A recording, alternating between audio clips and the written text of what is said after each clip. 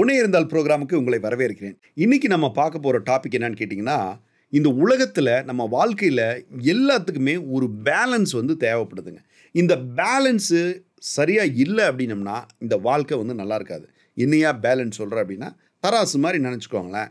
தராசு மாதிரி நினச்சிக்கோங்க, இல்லை ஒரு மீட்டர் மாதிரி நினச்சிக்கோங்க. மேலே போனால் ஹை, கீழே போனால் லோ அப்படின்னு நினச்சிக்கோங்க. ஓகே, எல்லாத்துக்கும் புரிகிற மாதிரி சிம்பிளாக நான் சொல்லணும் இந்த பேலன்ஸுன்ற விஷயத்தை அப்படின்னு பார்த்தீங்கன்னா, ஒர்க் பண்ணணும். ஒர்க் பண்ணால் தான் வாழ்க்கையில் முன்னேற முடியும். இதெல்லாம் நமக்கு தெரியும். கடுமையான உழைப்பாளியாக இருக்க வேண்டியது. ஃபேமிலியை பற்றி கண்டுக்கிறதே இல்லை, லைஃப்பை பற்றி கண்டுக்கிறதே இல்லை. அப்போ என்ன ஆகுது அப்படின்னம்னா, அந்த ஒர்க் லைஃப் பேலன்ஸ் இல்லாமல் போயிடுது.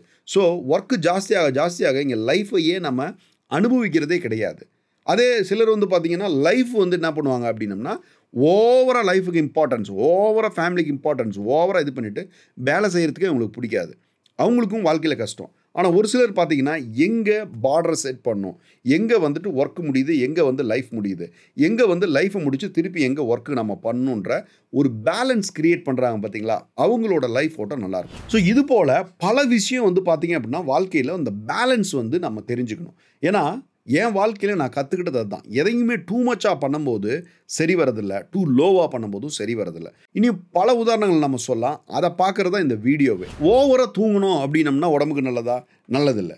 நமக்கு தெரியும் ஒரு நாள் தூங்கினா நல்லதாக இருக்குது. ஆனால் அது லேசினஸை க்ரியேட் பண்ணிடும்.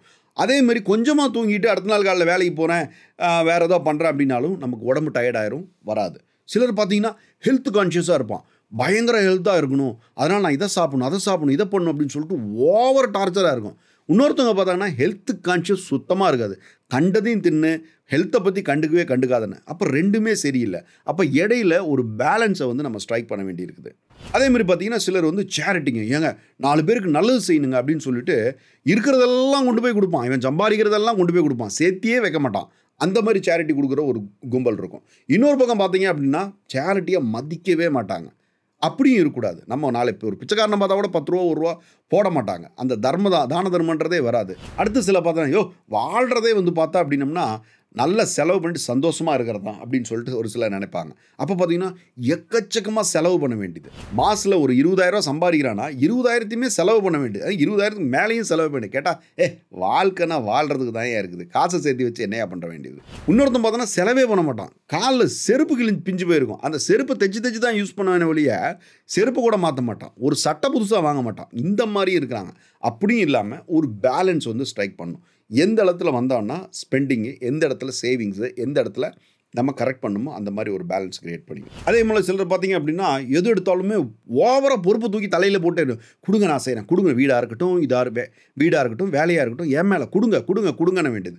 இன்னொருத்தர் பார்த்தா அப்படின்னா ஐயோ என்னால் செய்ய முடியாதுங்க, எனக்கு வேணாங்க, இதனால் பண்ண முடியல, அதனால் பண்ண முடியும்னு இன்னொரு பக்கம் பார்த்தா எக்ஸ்கியூஸு. அப்போ எந்த இடத்துல எஸ்ஸு சொல்லணும், எந்த இடத்துல நோ சொல்லணுன்ற ஒரு பேலன்ஸ் அந்த இடத்துல வரணும். இதே போல் பார்த்தீங்கன்னா ஃபேமிலி வெர்சஸ் ஃப்ரெண்ட்ஸ்ன்னு இருக்கும். சிலர் பார்த்தீங்கன்னா ஓவராக ஃபேமிலிக்கு இம்பார்ட்டன்ஸு, ஓவராக ஃபேமிலியோட டைம் ஸ்பெண்ட் பண்ணுறது. இன்னொரு பக்கம் பார்த்தீங்கன்னா சொசைட்டியில் எவனுமே பழக்கமாக இருக்க மாட்டான்.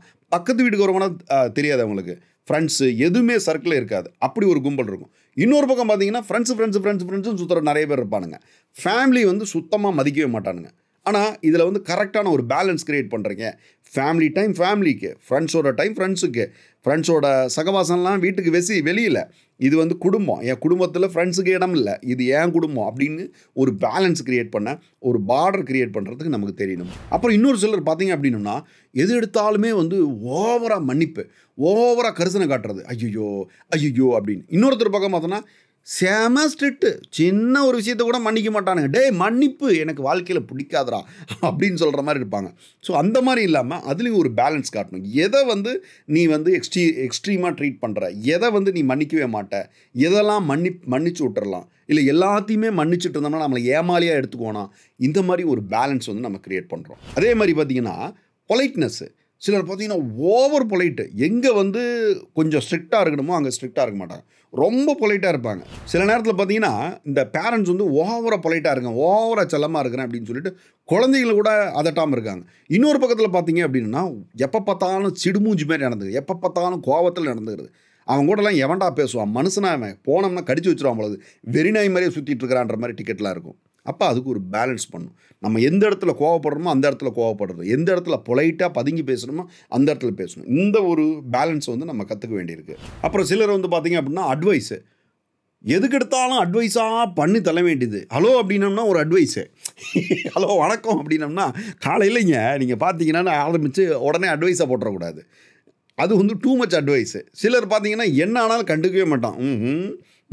நீ எக்கு எடுக்கிட்டு போனால் என்ன, மனசுக்குள்ளே எக்கு எடுக்கிட்டு போனால் என்ன, நான் எனக்கு எதுக்குடா வம்பு அப்படின்னு அட்வைஸ் எதுவுமே சொல்லவே மாட்டாங்க. இன்னொருத்தருக்கு தேவைப்படும், அவன் நினைப்பான் நீங்கள் உங்ககிட்ட எதாவது இன்சைட் வரும்னு, அவன்கிட்ட பேசுகிறதே இல்லை. அப்போ அதில் ஒரு ஒரு ஒரு மிடில் கிரவுண்ட் அதில் கண்டுபிடிக்கிறது, அதில் ஒரு பேலன்ஸ் கண்டுபிடிக்கிறது. டூ மச் இல்லாமல் டூ லோவாகவும் இல்லாமல் எங்கே அட்வைஸ் தரணும் எங்கே அட்வைஸ் தரக்கூடாதுன்ற ஒரு விஷயத்தை நம்ம தெரிஞ்சுக்கிறது. அதே மாதிரி பார்த்தோம் அப்படின்னம்னா சிலர் பேசிக்கிட்டே இருக்கிறது. காலையில் எந்திரிச்சான் அப்படின்னா வீட்டில் இருக்கவங்கள்ட்ட பேசுறது, வெளியே போனால் பேசுறது, பேசு பேசு பேசு பேசு, அவனுக்கு யார்கிட்ட பேசலைன்னா தலை வெடிச்சிரும். அந்த மாதிரி ஒரு டிக்கெட் இருப்பானுங்க.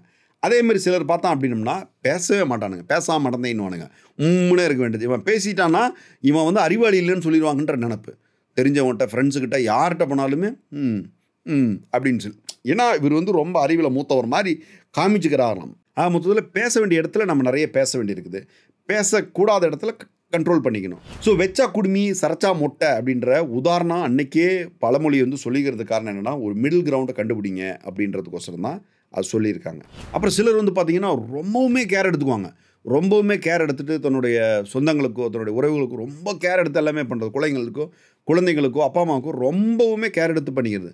ஒரு சிலர் பார்த்திங்கன்னா மதிக்கிறதே இல்லை, கொஞ்சம் துளி கூட மதிக்கிறது இல்லை, அவனை மனுஷனாகவே மதிக்கிறது இல்லை.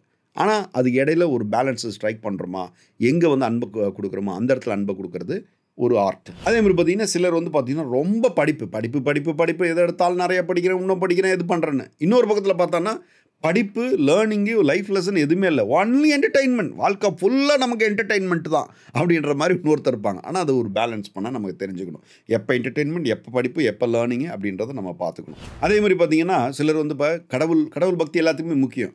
சிலர் பார்த்திங்க அப்படின்னா ஓவர் பக்தியாக இருக்கும். கால் எடுத்து காலையில் எந்திரிக்கலாம்னே ஐயோ 5:37 எந்திரிச்சிட்டேன், இன்றைக்கி வந்து எனக்கு ஏதோ தப்பாக நடக்க போகுது, 5:36 எந்திரிக்கணும். நான் விளையாட்டுக்கு சொல்லிங்க, இதெல்லாம் சீரியஸ். இன்றைக்கி ஒரு யூடியூப் சேனல்ஸ்லாம் அந்த மாதிரி இருக்குது, பல யூடியூப் சேனல்ஸ் இருக்குது, உங்களை பயமுறுத்துறதுக்கும் இது பண்ணுறோம். அந்த மாதிரி டூ மச் ரிலீஜியஸாக இருக்கிறது. காலையில் எத்தனை மணிக்கு வேலைக்கு போகணும், காலையில் எத்தனை மணிக்கு வரணும், லைட் ஏரியல, தண்ணி வரல, எல்லாத்துலேயும் ரிலீஜனை வந்து கொண்டாந்து சொருக வேண்டியது. ரொம்ப ரிலீஜியஸ் பக்தியை கொண்டாந்து சொல்லுவேன். அப்படி வந்து டூ மச்சாக இருந்தோம்னா மற்ற எல்லாம் கடுப்பாயிருவான், நம்மளை சுற்றி நம்ம வாழ்க்கையை முன்னேறாது. அதுக்குன்னு பார்த்தீங்கன்னா இன்னொரு பக்கத்தில் கடவுளே இல்லைடா, நான் நினச்சதாண்டா, நான் தாண்டா கடவுள் அப்படின்னு சுற்றுற கோஷ்டியும் இருக்குது. அதுவும் தப்பு. ஸோ அதில் ஒரு மிடில் கிரவுண்ட் கண்டுபிடிங்க, பேலன்ஸை ஸ்ட்ரைக் பண்ணிங்க அப்படின்னம்னா நல்லாயிருக்கும். ஸோ நீங்கள் நான் சொல்கிற விஷயத்தில் உங்களுக்கு புரிஞ்சிருக்கும். வாழ்க்கையில் எல்லாமே அளவுக்கு மிஞ்சினா அமிர்தமும் நஞ்சு அப்படின்னு சொல்கிற பழமொழி மாதிரி டூ எக்ஸ்ட்ரீமாக பண்ணாலும் தப்பு, பண்ணாமல் விட்டுட்டீங்க அப்படின்னாலும் வாழ்க்கைக்கு அது நல்லதில்லை.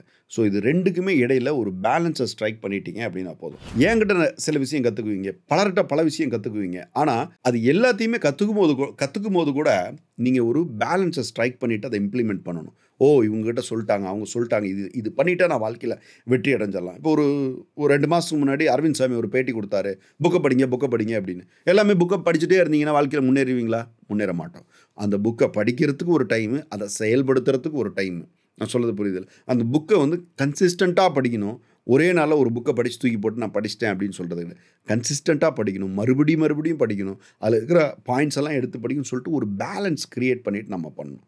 ஒன்று படித்தா ஃபுல்லாக புக்கையே படிக்க வேண்டியது, இல்லைன்னா புக்கு பக்கம் திரும்பியே பார்க்குறதில்ல. அந்த மாதிரி நம்ம பண்ணோம்னா வாழ்க்கை நல்லா இருக்காது. ஸோ லைஃப்பில் எல்லாமே ஒரு அளவுகோலோடு தான் இருக்குது. எந்த அளவுக்கு பண்ணுன்றது உங்கள் வாழ்க்கைக்கு ஏற்ற மாதிரி நீங்கள் வந்து அதை செட் பண்ணிக்கணும். அதுவே ஒரு பயிற்சி தான் நம்ம வாழ்க்கையில். இந்த வீடியோ பிடிச்சிருக்குன்னு நினைக்கிறேன். மறக்காமல் சப்ஸ்கிரைப் பண்ணுங்கள், ஒரு லைக் பட்டனை தட்டி விடுங்க. 4 பேருக்கு பிரயோஜனமாக இருக்கும். அடுத்த வீடியோவில் நம்ம சந்திப்போம். பாய்.